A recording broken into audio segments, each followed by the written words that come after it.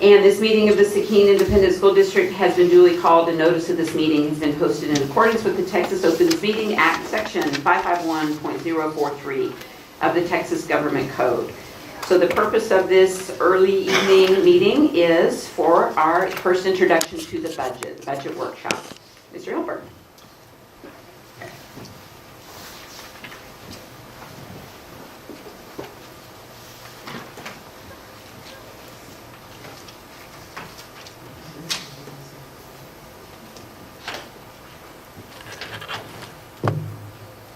Well, I don't want to be too informal. It's a workshop, but still, it seems appropriate.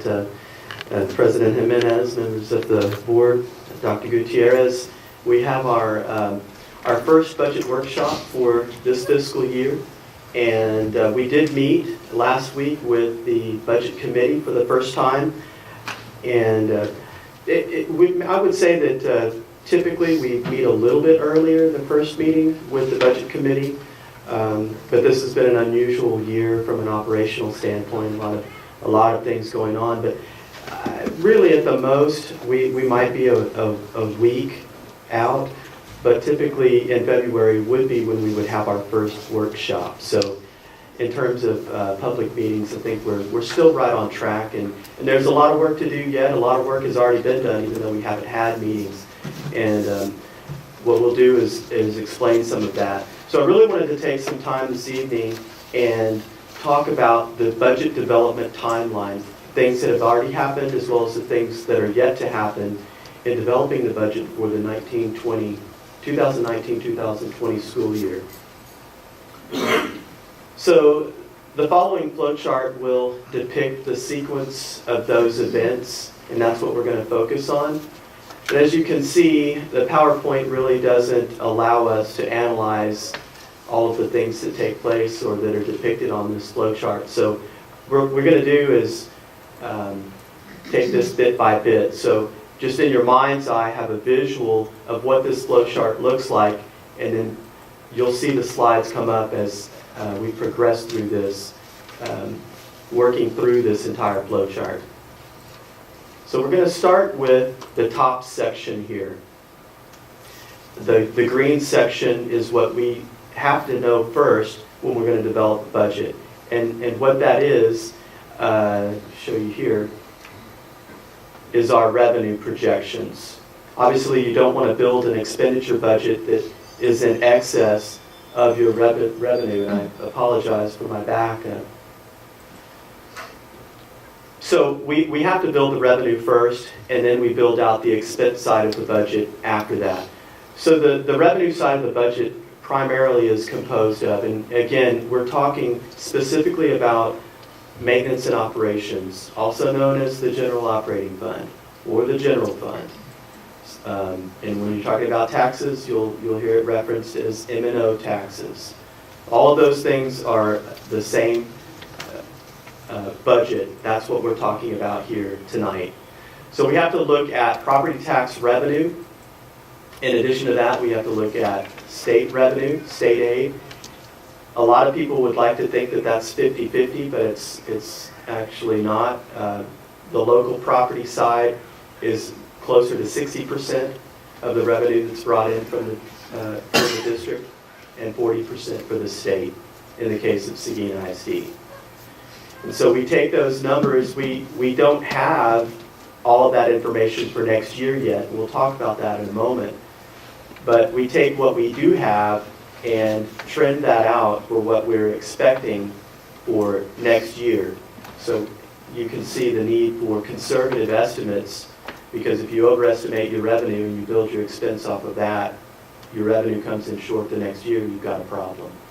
So we have to be very careful and very analytical about the estimates and the projections that we make, whether it's on state funding or on property tax values.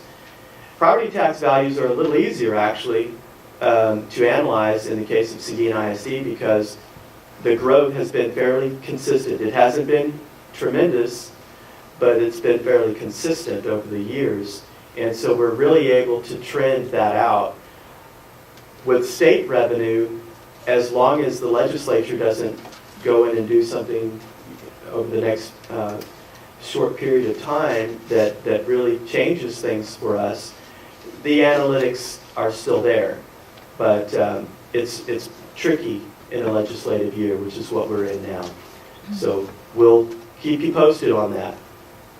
But once you have those things together, you know what your anticipated revenue is for the next year. That's when you start building out your expense.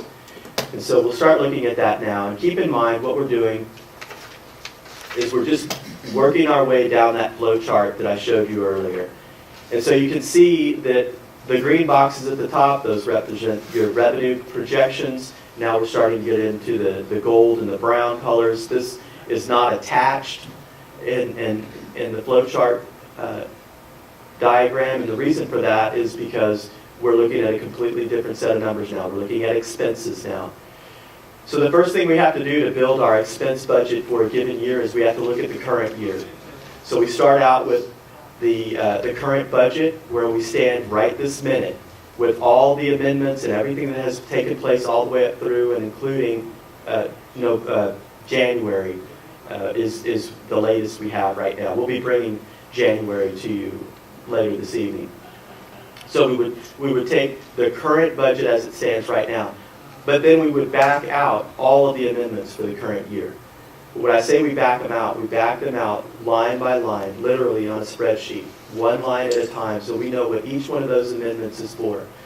And the reason you're doing that is you're developing what's called your level 1 expense basis. And in effect, that level 1 expense basis is your originally adopted budget for the year. That's where you thought you would be, and then every one of those line item adjustments that you made throughout the course of the year, those are things that came in after you built your budget.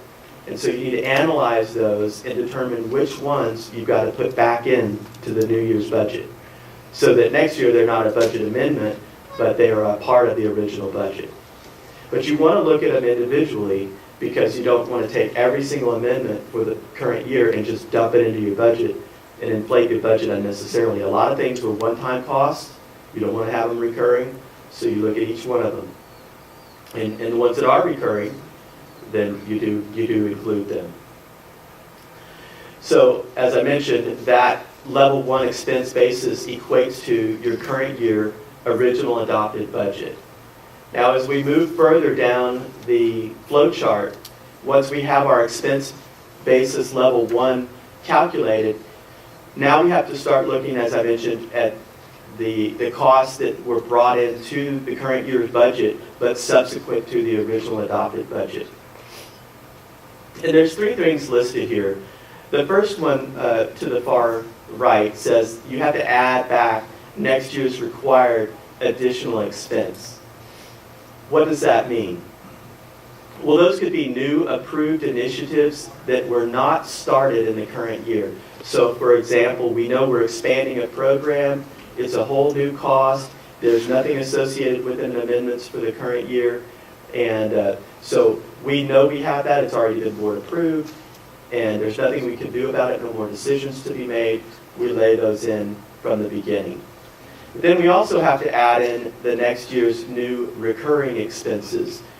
What are those? Well, those would be things associated with a budget amendment in the current year, and it started a new recurring cost. So we had an approved original budget, came in and realized something new that we needed to purchase. And not only did we need to make it as a one-time purchase, but now it's a new recurring cost. It's added to the budget. And an example of that is something that might have been an assigned fund balance item in the current year that is going to have an ongoing cost subsequent to that initial purchase. Truancy software was purchased a year or so ago, and it's a software, so it has a recurring cost. Now we need to build that into the budget. Now that's a hypothetical example, not one that took place this year. So then we also have next year increases to fixed expenses. And those are things that we have no control over, but we know that those costs are going up. And those are going to be things such as increased insurance premiums. If we have indication ahead of time that certain costs like utilities, electricity, per kilowatt hour, if we know it's going to go up, then we can make some projections based on that. things that we cannot control, but we know we have to build the budget around. Those all have to be put into your expenditure budget before anything else. So those three items added into your level 1 expense basis create now your level 2 expense basis. So again, we're working our way down the flow chart that you saw earlier. I'm just doing it this way so you can see it on the screen. So now we're starting with the expense budget basis, level 2 basis. And here's where we get into 3 tracks that run simultaneously. And these are discretionary costs. So these are the things that are needed from the campus standpoint. That's what you see in the brown to the left. And then in blue, you'll notice the departmental discretionary expenses. And then we also have to start looking at staffing. What does the staffing look like? Not just how much will we pay the staff, but what's the schematic? In other words, a given department, is it going to be reorganized? Are there going to be some consolidations in terms of administration or various campuses, things of that nature?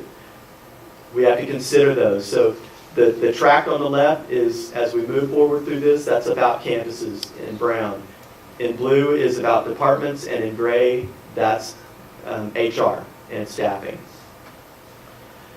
So next we project, if you're looking at the campus side, we project the enrollment for next year. And it's not that difficult for most of our grade levels. We know how many kindergarten children we have. We can roll those into first grade and do the same all the way up through your senior year. The tricky part is estimating how many kindergartners you will have, because not all of our kindergartners go to pre-K. And we also have the same challenge with pre-K. But we have some trends, and we use those, and we come pretty close. We collaborate with the technology department as well as HR on all the enrollment figures that we use. And that's important because we use those enrollment figures to do an allocation for various different things that go to the campuses. And that allocation is based on the student population at those campuses and at those grade levels, so that everybody gets an equitable share. And so it's based on, we call it a per capita allocation. We do a similar thing with the departments. However, there's no way to do a per capita allocation on a department, but you can do sort of it's a modified zero-based budget for your departments, so that what you gave them last year, they need to justify that again this year. And that way, if they're asking for something in addition to what they received last year, at least what they did receive last year has been justified. And then we also need to take a snapshot of our staff on the HR track, because we've got we have 1,100, almost 1,200 employees district-wide. So, and we have every one of them. We can pull down the information and work with it in Excel and work with it in various different types of analytics. But you work with it on Monday, and by Friday, you've got some changes. So it's never, you're never able to do your budget prep on the actual scenario. You just have to take a snapshot. So what we do to hedge the risk is we take that snapshot and then we look at what vacancies we have. And then we put in earmarked amounts for each of those vacancies. So if we have 10 teacher vacancies and we know that our cost on average for a given teacher is $75,000 salary and benefits, then we know we need to include $750,000 in our budget for those vacancies. And we keep working off that snapshot for a fairly good amount of time. By the way, if anyone has any questions in the middle of any of this, happy to field them. But there'll also be an opportunity at the end for that. So all of the things that we've discussed so far are things that are happening behind the scenes, and we aggregate all of that information and then prepare, out of the business department, we prepare a packet that goes out to the campuses. So when you're looking at the campus track, you see the next thing that needs to happen is distribute the per capita allotment and additional budget request worksheets. we have a formal document or set of documents that goes to each of the campuses that lets them know what their campus allocation is expected to be for next year. They see everything in terms of the enrollment that's projected for them for next year by grade level. And then they have some worksheets that they can use to let us know, the business department, let us know what they feel like their additional needs are on top of what the allocation is for the next year. Something similar to that happens with each of the departments. And then when you're looking at the HR track, we have to project next year's staffing design. So in working with HR, if there are any adjustments to various scenarios, we get a picture of that. And I'll explain what we do with that in just a moment. But before we move forward, I want to let you know that this level right here, distributing all of those worksheets and working on that staffing design, that's actually where we are right now. So all the things we've discussed up to this point in time have already taken place, at least to some extent. A lot of it we continue to work on, obviously, but a lot of that work has taken place. So now we've pushed that last row up, and we're building out our flow chart from here.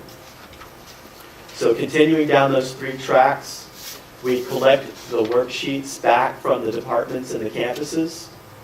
And so we sent those in early February. We've asked for those to come back to the business department just before we leave for spring break. And the reason for that is because, believe it or not, there are those of us in the business department that love to work over spring break. And it does alleviate some of the anxiety. If we have those reports, we're able to put some things together, and when we get back from spring break, we can really hit the ground running. But I want to draw your eye to the HR side of the track just for a moment. It says apply current wage and benefit costs to next year's staffing design. The reason we don't know how much is going to be approved to pay people next year. But what we do know is we have to pay everyone what has been approved for the current year. So whatever model, whatever design, whatever the staff is going to look like next year, at this point in time, we simply take the analysis and use this year's dollars, this year's wage dollars for those estimates. And then we can apply some wage increase scenarios off that new scenario. Make sense? Okay.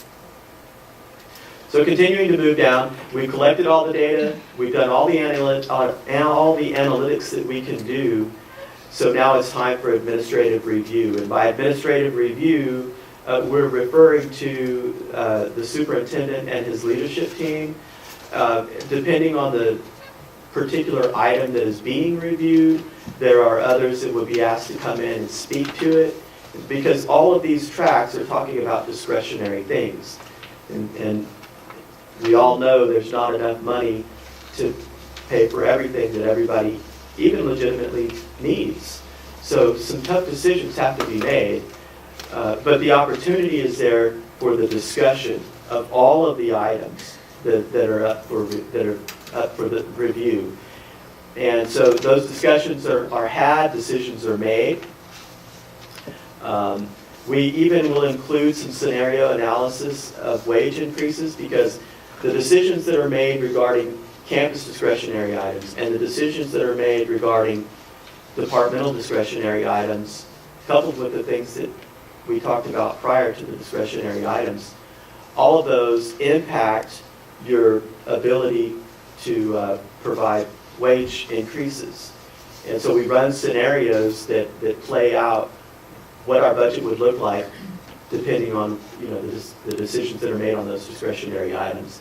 And so that frees up or redacts the amount of money available for wage increases. How much time do they have to review? Well, that's why we try to get everything back before spring break. But the longer we're delayed, so you can see all of this, and if you don't have the whole picture, then you really don't have enough to make a decision. Because if the requests trickle in And we've already started doing some review. And then a very important request comes in. We've already made perhaps some decisions. Well, we have to go back and redo the work. So it really is hinging upon everyone getting their information to us before spring break. The longer that's delayed, the more difficult it is for us to have ample time to really look at all of the requests. Yeah. Not sure. Yes. Sure. Under the admin review, and you weed things out, so to speak, that you deem not necessary, or if we can't afford, whatever. Could we get a list of that when that happens? We, can you get, I'm sorry, I didn't. A list of everything that wasn't approved for the budget? I don't, depends on how it comes in. I think we can at least get a somewhat all-inclusive list to you. You know, not everyone adheres to the format that I've prescribed here. It looks great on a flow chart, but some requests come in by email in various scenarios, but we do try to keep track of every request that comes in. And so you want to get a list of all of those. Are you Make sure a list is asking available to you. by campus or by department or I both? think by campus is going to be better. Sure. Yeah, we're happy to share that. It may take some time, be closer to when we get to the point of what we're talking about next, the campus discretionary recommendations, because everything is subject to discussion until we get to that point. So once we have those recommendations, be it from the campus, the department, as well as the district-wide staffing recommendations, then we have a budget that we're ready to provide to the board as a recommendation for the next year. That's the level 3 next year budget recommendation. But we're not done yet. We're close, but not yet. At this point, we're ready for our public meeting, which will be a public meeting to discuss both the budget and the tax rate. But a somewhat unique situation for Seguin ISD. It's not unique only to Seguin ISD. It's unique to districts that have a fiscal year end of June 30th. We have to, by law, provide you with, or you actually have to, by law, adopt an official budget by June 30th. But at the same time, we cannot adopt a tax rate until we have certified values. And certified values do not come in until July 25th. So if you recall when we were doing the revenue discussion, 40% or more of your revenue comes from your tax collect, or actually 60% of your revenue is based off your tax effort, local tax effort. So 60% of our budget is up in the air when we come to you in June. But we've been doing this a while. We have a lot of trend analysis to rely on. And we really don't have any wiggle room when it comes to the tax rate unless we do a TRE. Remember, we're talking about the M&O side of the budget. The INS is different. So as long as the tax rate is not going to increase, then we don't have to have another public meeting. We have the public meeting and the board meeting on the same evening, typically. We don't have to, but we typically have. At that regular meeting, you would adopt the budget, but not adopt the tax rate. And then once we have approval from TEA after certified values have come through in August, we will come to the board again to adopt the tax rate.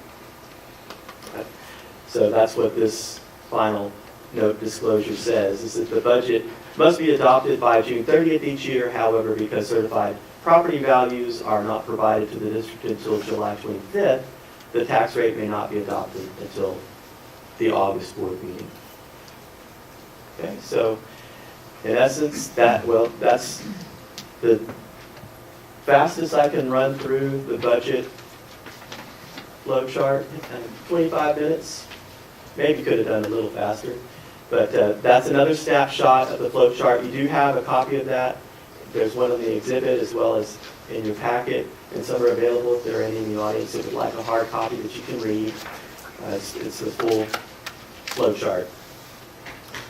So I also want to mention those who are on the budget committee for this year, and that is Vice President Carl Jenkins, Secretary Benito Amador, and Trustee Glenda Moreno.